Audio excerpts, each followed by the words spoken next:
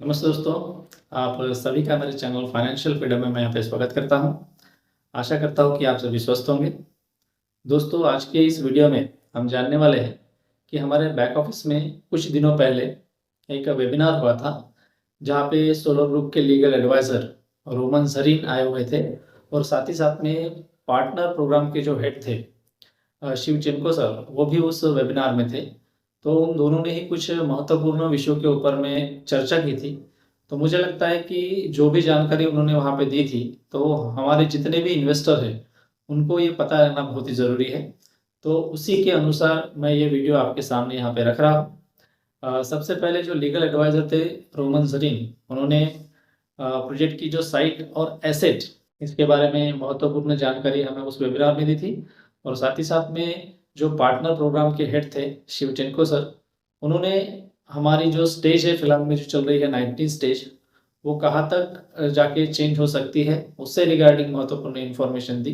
तो इन सभी चीज़ों के बारे में हम यहाँ पे आज जानने वाले हैं। सोलर ग्रुप के जो लीगल एडवाइज़र थे रोमन ज़रीन, उन्होंने कहा था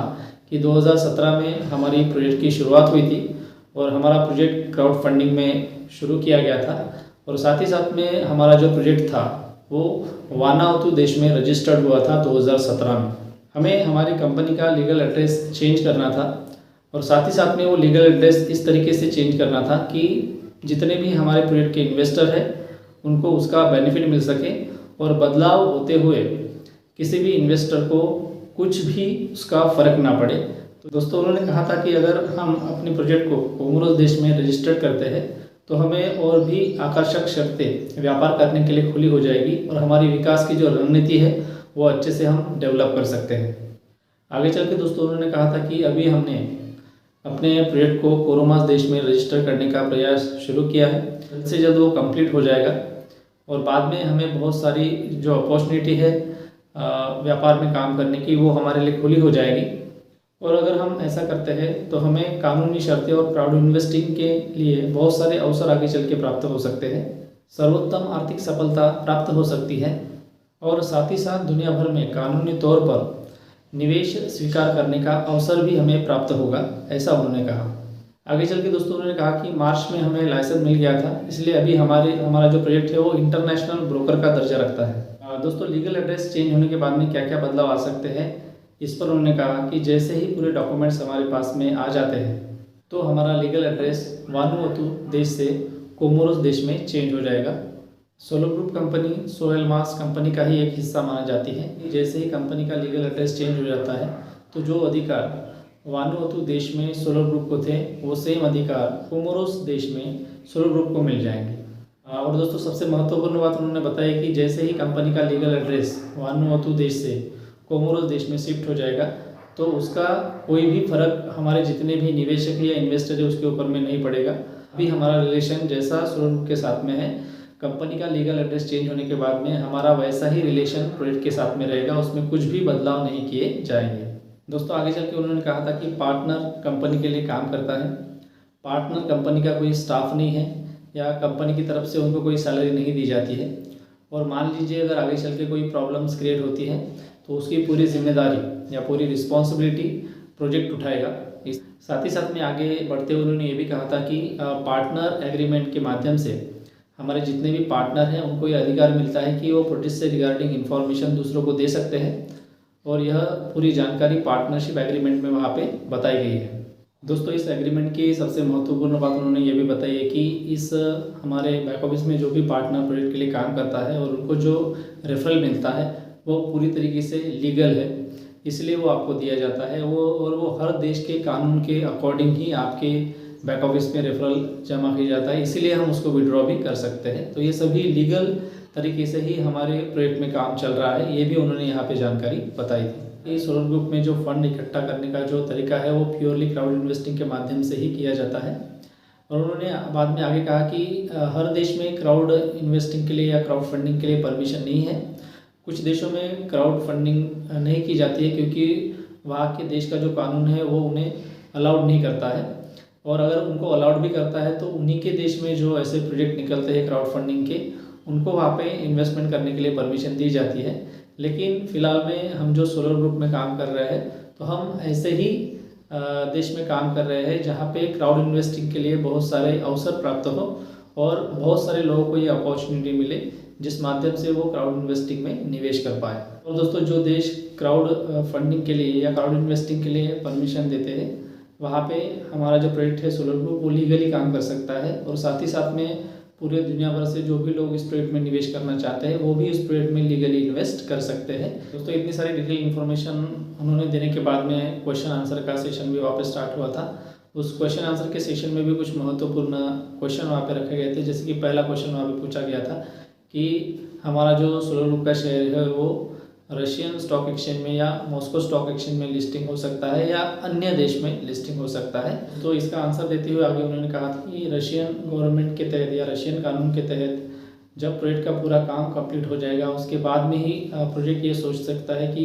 हमारे इस सोलर ग्रुप के शेयर को रशियन स्टॉक एक्सचेंज में लिस्टिंग किया जाए या नहीं किया जाए। तो उसके बाद में ही ये प्रोसेस स्टार्ट हो सकती है। और आगे चल के उन्होंने ये भी कहा कि 2025 या 2026 के बीच में प्रोजेक्ट डिसाइड करेगा कि उसको कौन से स्टॉक एक्सचेंज में लिस्टिंग होना है। आगे बात करते हुए उन्होंने कहा था कि रशिया में स्टॉक एक्सचेंज और कंपनी के बीच में सबसे पहले एक एग्रीमेंट साइन किया जाता है कि किस तरीके से प्रोजेक्ट का काम चल रहा है और उसके बाद में स्टॉक एक्सचेंज में लिस्ट करने की परमिशन दे सकते हैं। आगे चलकर शेयर से रिगार्डिंग कुछ महत्वपूर्ण विषयों के ऊपर में भी उन्होंने चर्चा की। उन्होंने कहा था कि कंपनी आपको जो प्रॉफिट देती है वो आपके पास में कितने क्वांटिटी ऑफ शेयर है उसके हिसाब से नहीं देती है। तो आपके पास में टोटल नंबर ऑफ शेयर है उसके अकॉर्डिंग आपके पास में आपका कितना परसेंटेज बनता है उसके अकॉर्डिंग ही आपको प्रॉफिट प्रोजेक्ट की तरफ से दिया जाएगा। कि मान लीजिए आपके पास में जो प्रोजेक्ट के 49.5% शेयर है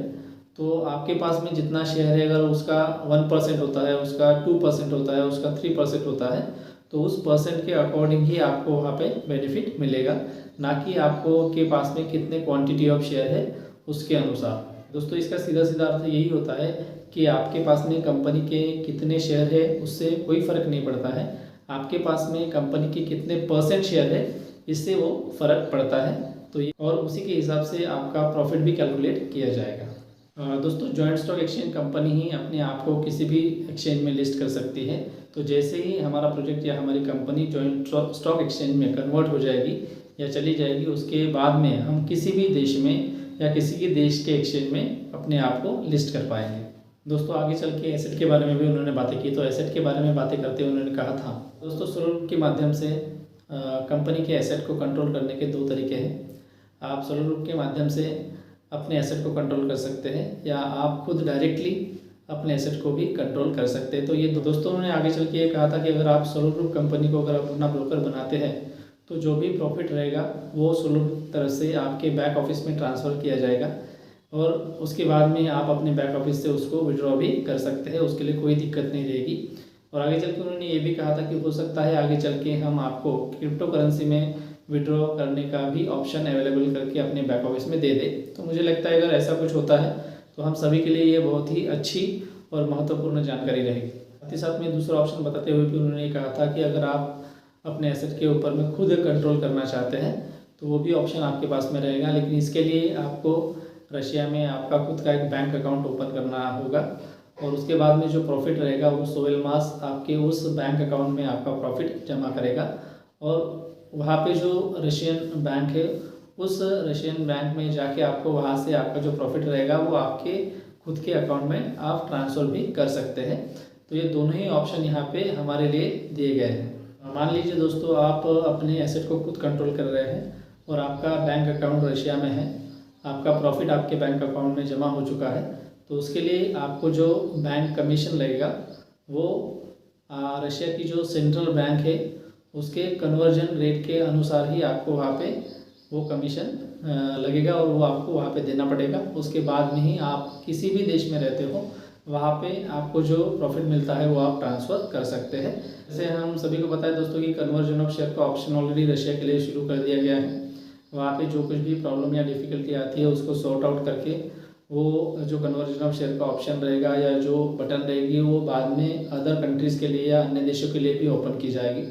जैसे उस वेबिनार में हमें ये भी बताया गया था कि अगस्त के एंड तक इंडिया में भी कन्वर्जन ऑफ शेयर का ऑप्शन ओपन हो जाएगा, क्योंकि मुझे लगता है कि मोस्ट ऑफ द इन्वेस्टर जो है सोलर ग्रुप के वो इंडिया से ही है। तो इसलिए उन्होंने ये भी डिसीजन लिया था कि अगर नेक्स्ट कंट्री का कन्वर्जन ऑफ शेयर का ऑप्शन अगर हम ओपन करते हैं तो अगस्त के एंड तक इंडिया के लिए वो ऑप्शन कन्वर्जन ऑफ शेयर का ओपन हो जाएगा। तो आगे बात करते हुए उन्होंने एक महत्वपूर्ण टॉपिक भी यहाँ पे छेड़ा था, या एक महत्वपूर्ण इन्फॉर्मेशन भी उन्होंने दी थी कि जैसे उन्होंने कहा था कि एसेट को आप दो तरीके से कंट्रोल कर सकते हैं। आप सोलर ग्रुप को अपना ब्रोकर बना के भी अपने एसेट को कंट्रोल कर सकते हैं, या आप सोलर ग्रुप के एसेट खुद भी कंट्रोल कर सकते हैं। लेकिन जो व्यक्ति सोलर ग्रुप के एसेट को खुद कंट्रोल करना चाहता है तो उसका एक एग्रीमेंट उन्होंने यहाँ पे बताया कि आपको सोवेल मास के साथ में, यानी कोई भी हमारे प्रोजेक्ट का इन्वेस्टर है वो अपने एसेट को अगर खुद कंट्रोल करना चाहता है तो उनका सोलर ग्रुप के साथ में एग्रीमेंट ख़त्म हो जाएगा और उनको सोवेल मास प्रोजेक्ट के साथ में डायरेक्ट एग्रीमेंट उनका होगा, और जो भी शर्तें रहेगी अकॉर्डिंग टू द सोवेल मास वो रहेगी और वो उनको फॉलो करना पड़ेगा। इसके बाद में दोस्तों हमारे जो दूसरे स्पीकर थे, पार्टनर प्रोग्राम के जो हेड थे शिवचिनको सर, उनके साथ में भी कुछ विषयों के ऊपर में डिस्कशन किया गया था, जैसे कि हमारी 19 स्टेज है वो कब चेंज हो सकती है। दोस्तों आगे चल के उन्होंने कहा था कि सोयल मास कंस्ट्रक्शन साइट कंप्लीट होने का सर्टिफिकेट अगर हमें मिलता है तो उसके बाद हम डायरेक्टली 19 स्टेज से हमारे जो फाइनल स्टेज है 20 स्टेज वहाँ पे चले जाएंगे। तो सबसे पहली रिक्वायरमेंट यहाँ पे उन्होंने बताई थी कि सोयल मास कंस्ट्रक्शन साइट का कंप्लीट होने के बाद में हमें जो सर्टिफिकेट मिलेगा उसके बाद हम तुरंत ही 19 स्टेज को कंप्लीट करके 20 स्टेज में जा सकते हैं। अगर वो सर्टिफिकेट अगर हमें अभी भी मिलता है तो अभी भी हम उस स्टेज में चले जाएंगे, लेकिन जितना टाइम वहाँ पे हमें लगेगा कि सोयल मास कंस्ट्रक्शन साइट का कंप्लीट होने का सर्टिफिकेट जब तक रशियन गवर्नमेंट से उन्हें नहीं मिलता है तब तक हम 19 स्टेज कंप्लीट करके 20 स्टेज में नहीं जा सकते हैं। दोस्तों जब उनको पूछा गया कि हमारा कंस्ट्रक्शन साइट कंप्लीट होने का काम कब तक कंप्लीट हो सकता है, तब उन्होंने कहा था कि अक्टूबर तक हम वो कंस्ट्रक्शन साइट का काम कंप्लीट करने का प्रयास पूरी तरीके से कर रहे हैं, और मुझे लगता है कि अक्टूबर मंथ तक हमारा कंस्ट्रक्शन साइट का काम कंप्लीट हो जाएगा और हम हमारी 20 स्टेज यानी फाइनल स्टेज में अक्टूबर मंथ में चले जाएंगे। ये दोस्तों आगे चलकर उन्होंने कहा था कि 20 अक्टूबर को हम रशिया में कॉन्फ्रेंस लेने का सोच रहे हैं, लेकिन उसका उद्देश्य यही रहेगा कि जैसे ही हम कंस्ट्रक्शन साइट कंप्लीट करते हैं या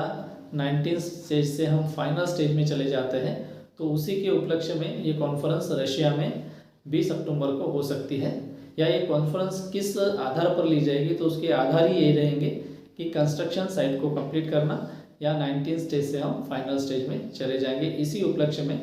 20 अक्टूबर को हो सकता है रशिया में एक बड़ी कॉन्फ्रेंस हो सकती है। इसी के साथ में दोस्तों एक प्रश्न उठा था कि हमारे प्रोजेक्ट का पहला डिविडेंड हमें कब मिलेगा, तो इस प्रश्न का उत्तर देते हुए भी पार्टनर प्रोग्राम के जो हेड थे शिवचिनको सर, उन्होंने कहा था कि 2026 तक हमारा पहला डिविडेंड हमें मिलेगा। और इंटरनल एक्सचेंज के बारे में भी यहाँ पे कुछ प्रश्न उठाए गए थे, तो उन्होंने कहा था कि जब तक हमारा प्रोजेक्ट का पूरा काम कंप्लीट नहीं हो जाता है, पूरा वर्क कंप्लीट होने के बाद में ही हम इंटरनल एक्सचेंज लॉन्च करने के बारे में यहाँ पे सोच सकते हैं। तो मुझे लगता है दोस्तों इसलिए मैंने इस वेबिनार के ऊपर में यहाँ पे चर्चा की है कि हमारा डिविडेंड कब तक मिलेगा, इसके ऊपर में भी इस वेबिनार में चर्चा हुई थी। साथ ही साथ में हमारा जो लीगल एसेट है यानी हमारा जो ब्रोकर है सोलर ग्रुप, अगर आप उसके आधार पर जाना चाहते हैं और या अपने एसेट के आप खुद मालक बनना चाहते हैं तो उसके लिए भी उन्होंने क्या कंडीशन रखी है, यानी सोलर ग्रुप के जो लीगल एडवाइज़र थे रोमन झरीन, तो ये भी बातें मैंने यहाँ पे इस वेबिनार के माध्यम से आपके सामने क्लियर कर दी है। और साथ ही साथ में हमारा जो इंटरनल एक्सचेंज का जो इशू था, तो ऑलरेडी हर वेबिनार में मुझे लगता है बोर्ड ऑफ डायरेक्टर के लोग आते हैं तो वो यही आंसर देते हैं कि जब तक हमारे प्रोजेक्ट का पूरा काम कंप्लीट नहीं होता है तब तक हम इंटरनल एक्सचेंज को लॉन्च नहीं कर सकते हैं। लेकिन दो चीज़ें यहाँ पे उन्होंने क्लियर कर दी है कि 2026 तक हमारा पहला डिविडेंड हमें मिलेगा और हमारी जो स्टेज है 19 स्टेज वो 20 अक्टूबर तक चेंज हो जाएगी। तो ये इन्फॉर्मेशन दोस्तों मुझे इस वीडियो के माध्यम से आपको देनी थी। आशा करता हूँ कि आपको ये इन्फॉर्मेशन अच्छी लगे, आप इस इन्फॉर्मेशन को अपनी टीम में भी सर्कुलेट कर सकते हैं। तो मिलते हैं दोस्तों अगले वीडियो में। दोस्तों अगले वीडियो में कुछ एक महत्वपूर्ण विषय के ऊपर में मैं आपके साथ में यहाँ पे विचार व्यक्त करने वाला हूँ। हो सकता है वो जो वीडियो रहेगा आने वाला वो आप सभी के लिए बहुत ही महत्वपूर्ण रहे, तो आप देखते रहिएगा मेरे वीडियोस को, क्योंकि आने वाला वीडियो मुझे लगता है थोड़ा सा लेटेस्ट इन्फॉर्मेशन के ऊपर में ही रहेगा जो फिलहाल में अभी हमारे प्रोजेक्ट में चल रहा है, क्योंकि उसके बारे में फ़िलहाल में मैं कंफर्म नहीं हूँ। और पूरी अथोराइज्ड या लीगल जानकारी मेरे पास में नहीं आई है। तो मिलते हैं दोस्तों अगली वीडियो में कुछ नई अपडेट्स या कुछ नई इन्फॉर्मेशन लेके, जो आपको भी सुनने के लिए अच्छी लगे और मुझे भी बताने के लिए अच्छी लगे। तो मिलते हैं दोस्तों अगले वीडियो में, तब तक के लिए tata bye bye, see you.